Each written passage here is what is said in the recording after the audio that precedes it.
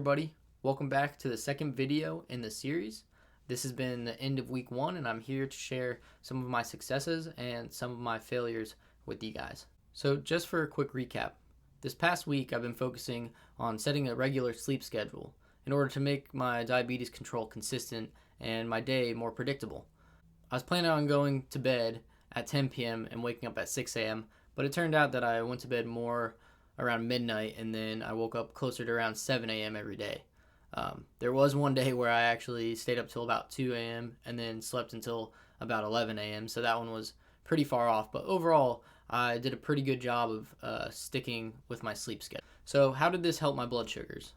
Well, the good news is it actually helped them a lot. My blood sugars stayed a lot more consistent throughout the day, probably because I was eating my meals at more consistent times, and I was also more responsible and more conscious about everything, probably because of this video series that I'm doing.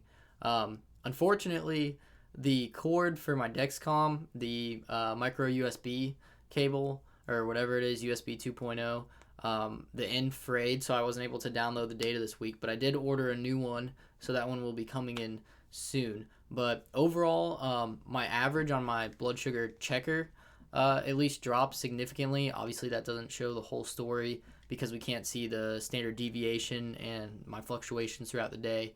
But overall, my Dexcom, when I looked back over the 24-hour periods, it seemed to be staying much more consistent compared to the graph that we saw on last week's video, where it was just all over the place and up and down from 80 to 350 and back down again. So I can actually show you my 7-day average, which is 155.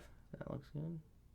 So before I started, it was around 190 on my glucose meter, so there obviously was an improvement. So what I'll end up doing is when I get the cord in to upload my data, I'll make a week 1.5 video of just my numbers so you guys can see that. So what I'm going to do for this week coming up is obviously continue to try to keep my sleep pattern as regular as possible. The other thing that I'm going to do is I'm going to double check my basal rates throughout the week. Now, obviously, I'm on Lantus still, so that means that I won't be making any minor adjustments that you would with the pump, but it's still just a gauge to make sure that my blood sugars dropping or rising in a certain area aren't due to my basal rates, but it's due to something else like exercise or the food I'm eating or the insulin that I'm giving or something like that. So as a recap, standardizing my sleep schedule helped me out quite a bit initially with lowering my blood sugars and keeping better control throughout the day. Midway through the week, I'll upload my exact numbers and I'll have a in-depth analysis, including the exercise that I did every day because I recorded that, when I went to bed each day compared to my blood sugars, and anything else that might be more important and more specific than what I've gone over in this episode right now. So thanks a lot for watching. I really appreciate it. If you have any comments or feedback or questions, feel free to leave them in the comments.